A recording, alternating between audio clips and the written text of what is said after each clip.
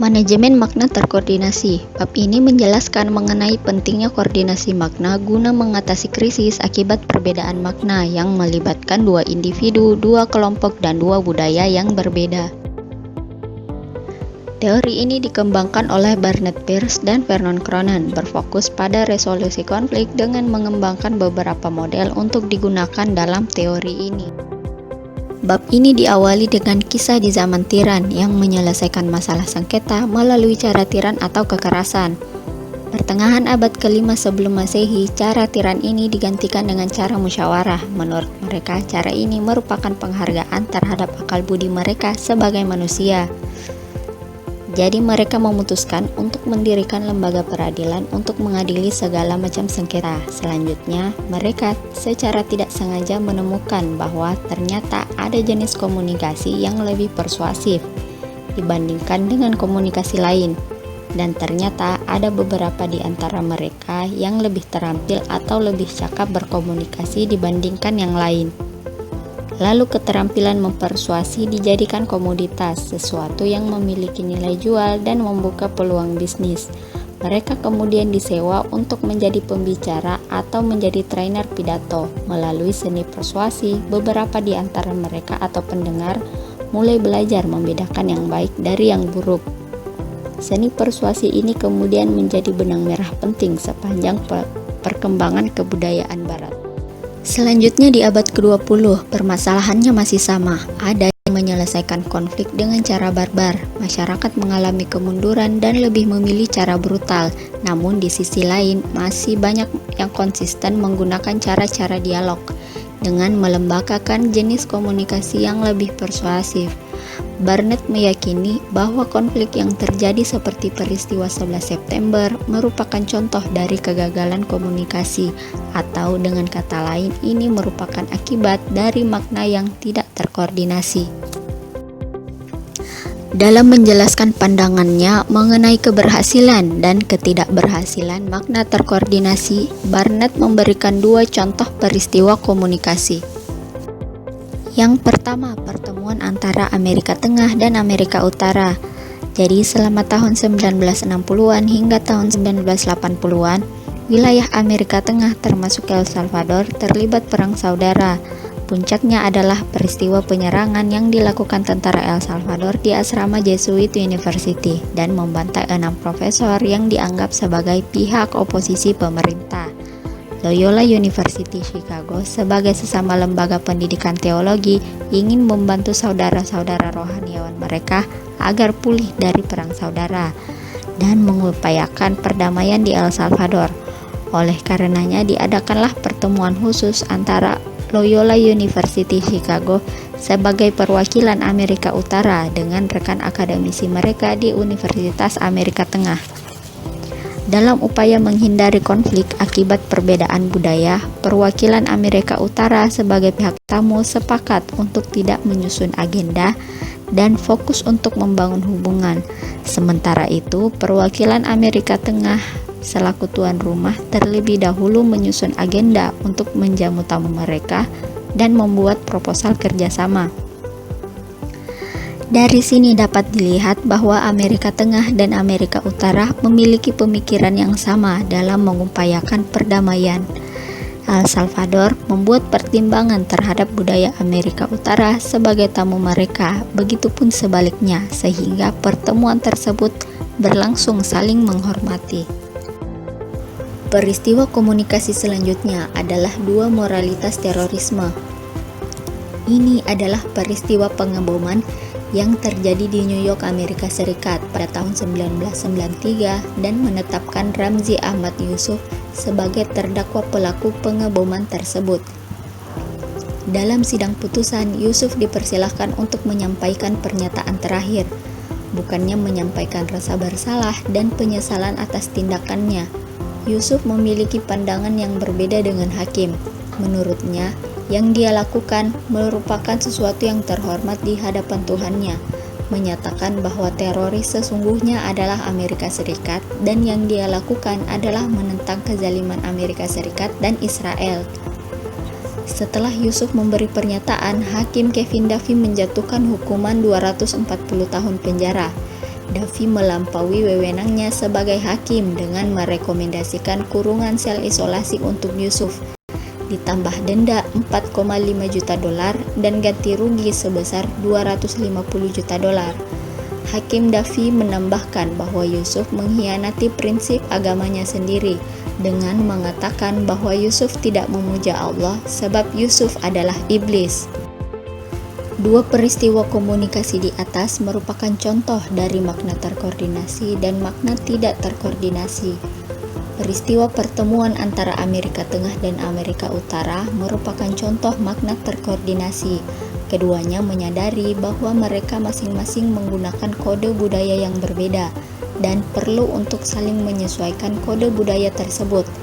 Hal ini dilandasi oleh komitmen keduanya untuk menyelesaikan konflik. Lain halnya dengan percakapan yang berlangsung antara Yusuf dan Davi. Keduanya saling mempertahankan kode budaya mereka masing-masing, merasa bahwa mereka telah melakukan hal yang benar, sedang pihak yang lainnya telah membuat kekacauan. Dengan demikian, makna yang mereka pertukarkan tidak saling terkoordinasi, dan percakapan yang berlangsung dalam ruang persidangan tidak menemui akhir. Terulangnya peristiwa pengeboman pada 11 September 2001 merupakan bukti kegagalan komunikasi dan kegagalan koordinasi makna antara Yusuf dan Davi. Secara umum, manajemen makna terkoordinasi bertujuan untuk menjawab pertanyaan, apa yang mereka lakukan dan mengapa mereka melakukan itu. Untuk itu, dibuatlah model hierarki makna untuk menginterpretasikan dua peristiwa komunikasi di atas. Mengapa tidak ada koordinasi makna dalam kasus Yusuf dan Davi? Sebab keduanya menempatkan unsur budaya di puncak hierarki makna. Artinya Yusuf dan Davi saling mempertahankan makna budaya masing-masing, diikuti oleh episode atau rangkaian peristiwa yang melatar belakangi keduanya dalam membuat keputusan. Keduanya mengabaikan unsur hubungan dan menempatkannya di dasar hierarki. Artinya, keduanya memandang bahwa hubungan yang terjalin dalam perbedaan budaya bukanlah hal yang perlu diperhatikan. Lain halnya dengan koordinasi makna antara perwakilan Amerika Tengah dan Amerika Utara. Keduanya menempatkan makna episode atau rangkaian peristiwa di puncak hierarki makna. Artinya, rangkaian peristiwa yang terjadi di Amerika Tengah mendasari keduanya untuk saling berkomitmen untuk mencari solusi perdamaian. Teori kritik memandang bahwa 4 elemen dalam hierarki makna tidak cukup untuk menjawab permasalahan yang terjadi antara Yusuf dan Davi, melainkan ada banyak hal yang mendasari tindakan mereka. Memandang bahwa perilaku komunikasi tidak dapat dilakukan sendiri, mengingat bahwa setiap perilaku komunikasi dilakukan kepada, untuk, atau melawan seseorang.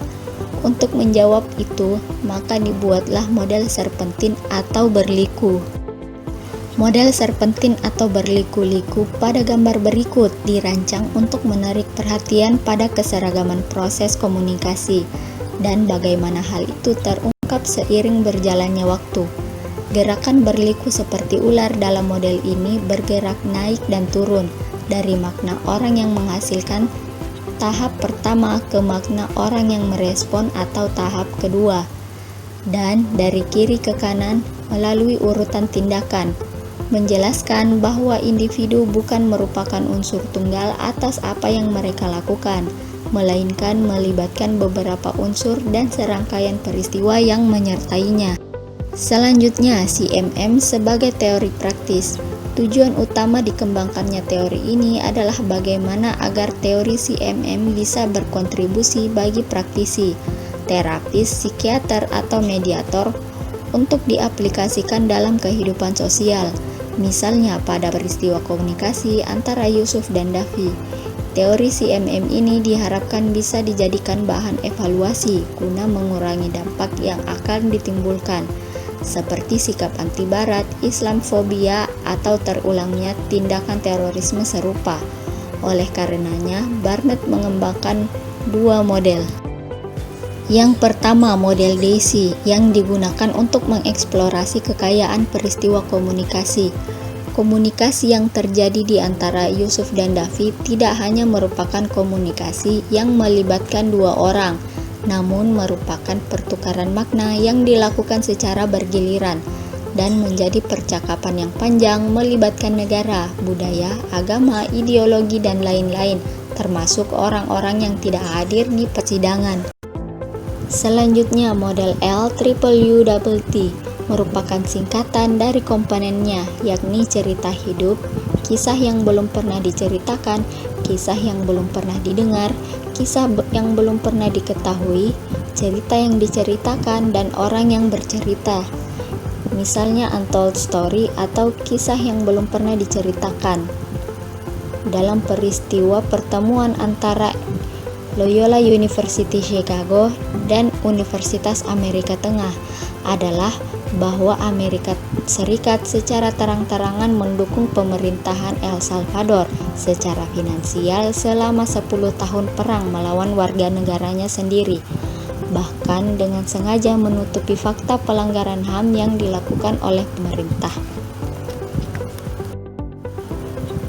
Sejak dahulu hingga sekarang, hanya terdapat dua pilihan untuk terus melakukan hal yang sama, menyelesaikan masalah dengan cara tiran atau mengembangkan cara-cara damai seperti masyarakat Sisilia kuno.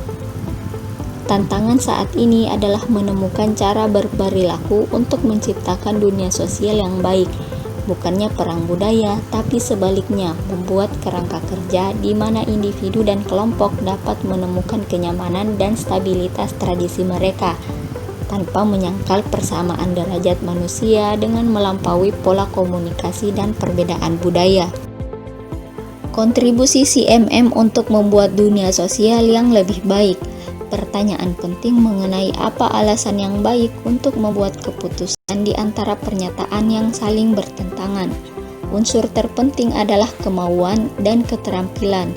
Melalui keempat model CMM, yakni hierarki, serpentine, daisy, dan LWWT, dapat membantu kita memahami kerumitan dan mengidentifikasi beberapa peluang untuk resolusi konflik. Berikut adalah prinsip-prinsip yang dapat diingat sebagai dukungan untuk keterampilan dalam membuat dunia sosial yang lebih baik. Yang pertama, koordinasi. Istilah ini berarti bahwa apapun yang kita lakukan tidak berdiri sendiri, selalu menyatu dengan interpretasi dan tindakan orang lain. Selanjutnya, manajemen makna. Terdapat dua istilah yang menggambarkan manajemen makna, yakni koherensi dan misteri. Koherensi mengarah kepada kisah-kisah yang kita ceritakan yang membuat hidup kita bermakna. Selanjutnya, istilah misteri yang mengarah kepada fakta bahwa alam semesta jauh lebih besar dan lebih halus daripada kumpulan cerita yang mungkin kita kembangkan. Terakhir, komitmen nilai.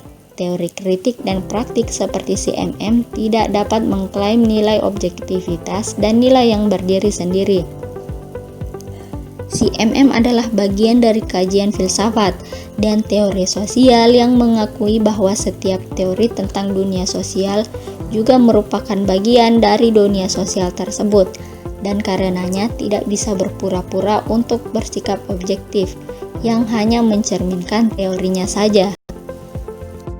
Implikasi CMM terhadap evolusi teori komunikasi. Secara umum, teori CMM bertujuan untuk menanggapi tantangan yang dihadapi era kontemporer. Barnett meyakini bahwa teori komunikasi dan praktiknya harus fokus, bukan hanya pada keterampilan individu memahami konteks, tapi juga pada kemampuan untuk menganalisis, mengkritik, dan merekonstruksi konteks. Selanjutnya, teori CMM ini digunakan sebagai bahan evaluasi untuk mempelajari di mana letak kesalahannya dan bagaimana agar ini bisa menjadi berhasil.